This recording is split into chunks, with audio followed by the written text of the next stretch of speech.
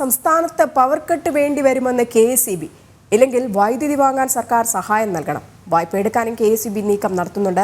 വായ്പ എടുത്താൽ വൈദ്യുതി നിരക്ക് വർദ്ധിപ്പിക്കും. പണം ലഭിച്ചില്ലെങ്കിൽ 3 വർഷം പവർ കട്ടും രാത്രി ലോഡ് ഷെഡിങ്ങും വേണ്ടി വരുമെന്നും കെഎസ്ഇബി വ്യക്തമാക്കി. രശ്മി കാർത്തികയുണ്ട് തിരുവനന്തപുരത്ത് നിന്നും. രശ്മി, ഈ കെഎസ്ഇബി ഇനി ജനങ്ങൾക്ക് മേൽ ഇരുട്ടടി ഏൽപ്പിക്കുകയാണോ? ആ ഒരു തീരുമാനത്തിലേക്ക് എത്തുവാൻ വേണ്ടി നോക്കി നിൽക്കുകയാണ് കെഎസ്ഇബി. പവർ കട്ട് വേണ്ടി വരുമെന്നാണ് പറയുന്നത്.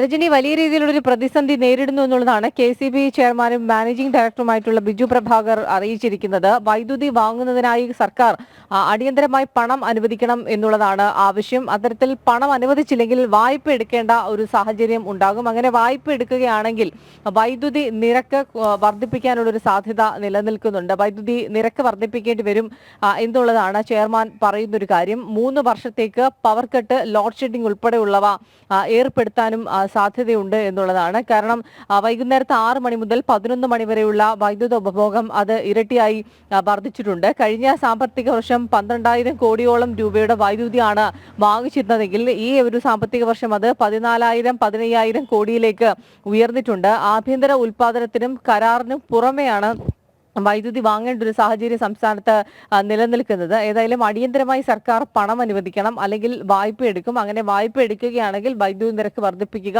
ലോഡ് ഷെഡിംഗ് ഏർപ്പെടുത്തുക, പവർ കട്ടിംഗ് തുടങ്ങിയ നടപടികളിലേക്ക് കടക്കുമെന്നുള്ളതാണ് അറിയിച്ചിരിക്കുന്നത്.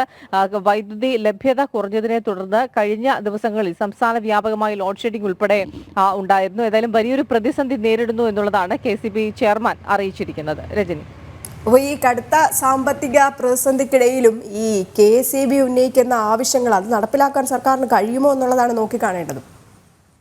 നടപ്പിലാക്കാനുള്ള യാതൊരു സാധ്യതയും നിലനിൽക്കുന്നില്ല. കാരണം വലിയ രീതിയിലുള്ള ഒരു സാമ്പത്തിക ബുദ്ധിമുട്ട് സംസ്ഥാനം അനുഭവിക്കുന്നുണ്ട്. ഒരു സ്ഥലത്ത് പിണറായി സർക്കാർ യഥേഷ്ടം ദൂർത്തു തുടരുന്നു. മറുവശത്ത് ഓരോ വകുപ്പുകളും, അത് KSRTC ആണെങ്കിലും KCB ആണെങ്കിലും ആരോഗ്യ വകുപ്പാണെങ്കിലും ഓരോ വകുപ്പിനും പ്ലാൻ ഫണ്ടുകൾ പോലും നൽകാനില്ലാത്ത വിധത്തിൽ വലിയ രീതിയിലുള്ളൊരു ബുദ്ധിമുട്ട് അനുഭവിക്കുന്നത് തദ്ദേശ വകുപ്പ്. പല മേഖലകളിലും അത് കൃത്യമായി തന്നെ പ്രകടമാണ്. ഏറ്റവും അടിസ്ഥാനപരമായി സംസ്ഥാനത്ത് ചെയ്യേണ്ട കാര്യങ്ങൾ, ക്ഷേമ പെൻഷനുകൾ, പെൻഷൻ, ഇത്തരത്തിൽ ഏറ്റവും സാധാരണമായി ചെയ്യേണ്ട കാര്യങ്ങൾ, സാധാരണക്കാർക്ക് ലഭ്യമാക്കുന്ന ആനുകൂല്യങ്ങൾ, ഇതൊക്കെ ഏതാണ്ട് ഒന്നും നടപ്പിലാക്കാൻ കഴിയാത്ത വിധത്തിൽ അത്രത്തോളം സാമ്പത്തിക ഞെരുക്കം സംസ്ഥാന സർക്കാർ നേരിടുന്നുണ്ട്. ആ രീതിയിലാണ് മുന്നോട്ട് പോകുന്നത്. കടമെടുപ്പ് പരിധി സംബന്ധിച്ചുള്ള വാർത്തകളൊക്കെ കഴിഞ്ഞ കുറേ ദിവസങ്ങളായി പുറത്തു വരുന്നുണ്ട്. ഈ ഒരു സാമ്പത്തിക ഞെരുക്കത്തിൽ സർക്കാർ തുടരുന്ന ഒരു സാഹചര്യത്തിൽ ഈ KSEBയുടെ ആവശ്യം എത്ര കണ്ടത് പരിഗണിക്കുമെന്നുള്ളത് അറിയത്തില്ല. ഏതായാലും സർക്കാർ അടിയന്തരമായി സഹായം നൽകണം എന്നുള്ളത് തന്നെയാണ് KSEB അറിയിച്ചിരിക്കുന്നത്. പക്ഷേ